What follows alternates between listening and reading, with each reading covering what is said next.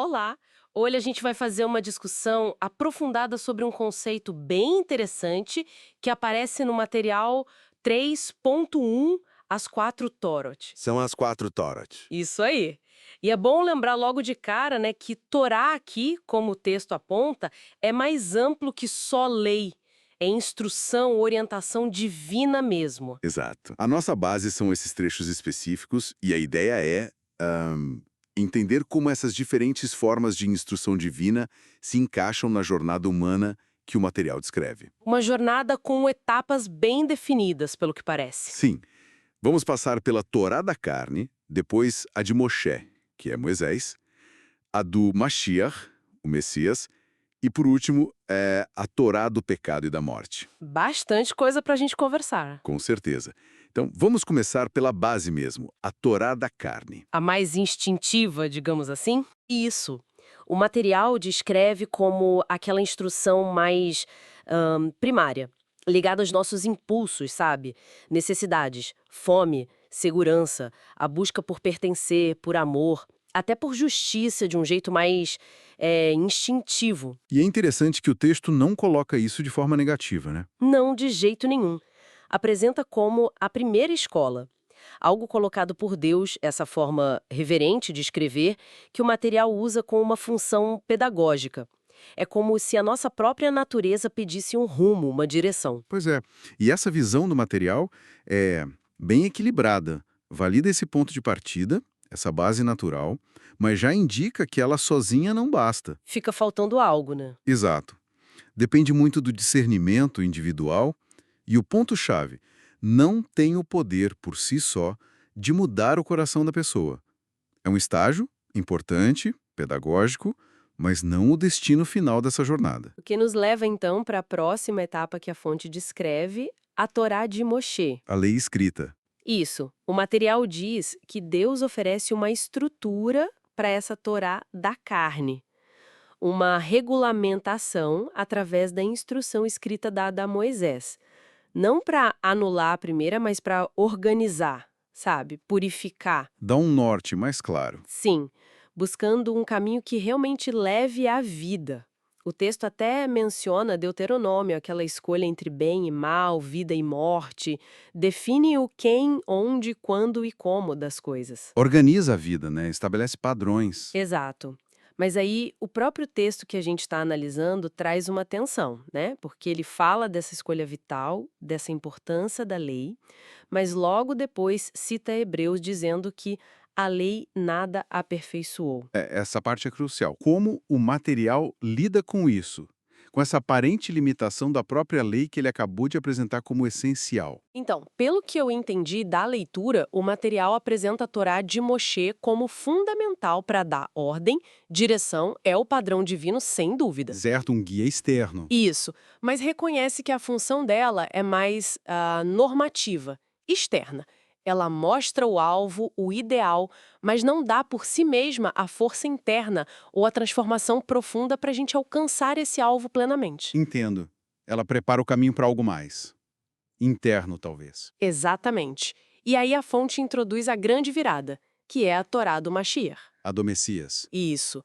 Segundo lemos, Yeshua, Jesus afirma que não veio para abolir a Torá de Moshe, mas para cumprir, levar ao propósito final dela, como está lá em Mateus. Cumprir no sentido de completar, de dar o sentido pleno. Perfeito. O material até destaca como ele eleva os mandamentos. Pega o exemplo do adultério. Não é só o ato, já começa no coração, no olhar com intenção. Ah, sim. A mudança de foco é total.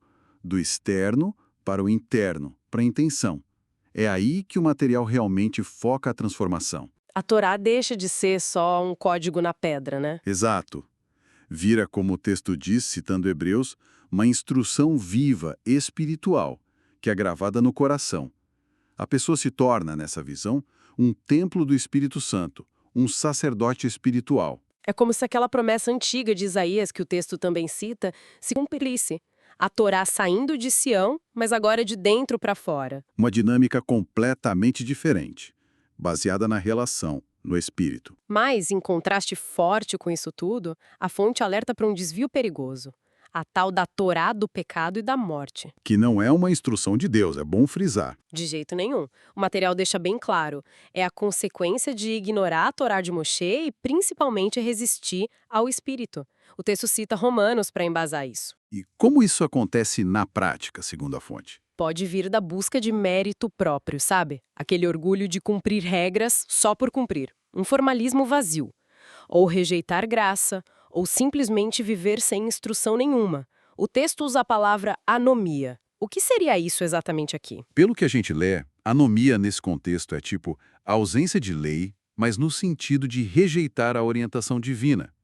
Viver por conta própria, ignorando os padrões. E as consequências que o material descreve são, bem sérias. Imagino. Escravidão aos desejos sem controle, perda de propósito de vida, o amor esfriando por causa dessa anomia generalizada.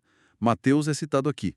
E, no fim das contas, a morte espiritual. Romanos, de novo, o salário do pecado é a morte. É o caminho de quem rejeita a instrução. É um cenário bem pesado que a fonte descreve como alternativa, né? Com certeza. E ressalta, pelo que o material apresenta, a importância da escolha consciente nessa trajetória espiritual toda. Não é automático. Então, para a gente amarrar as pontas, o que essa análise do material nos mostra? Parece uma progressão clara na jornada espiritual, descrita ali, né? Sim, uma escada quase. Começa na necessidade básica, na carne clamando por direção, aí vem a estrutura da lei de Moshe para organizar e culmina na transformação interna pela Torá do Mashiach vivida no espírito. E, ao mesmo tempo, sempre o alerta contra o desvio, que é essa torá do pecado e da morte. É uma trajetória do externo para o interno, da letra para o espírito, como você disse. Exatamente. A conclusão que salta desses trechos é que, na perspectiva que eles apresentam, só a Torá do Mashiach que, veja bem, honra e cumpre o propósito da Torá de Moshe, mas é energizada pelo Espírito é que leva à liberdade e ao propósito verdadeiros. As outras são vistas ou como etapas necessárias, mas incompletas, ou como caminhos que levam para longe do alvo. Faz sentido dentro da lógica apresentada. E isso deixa a gente com uma pergunta para pensar, né? Algo que esses textos provocam. Se o ponto central da Torá do Mashiach é ter a lei, a instrução divina, internalizada, gravada no coração, como é que essa internalização muda a nossa responsabilidade individual? Como viver alinhado a esses princípios quando não é só seguir um código externo detalhado? Boa pergunta. Fica aí a reflexão.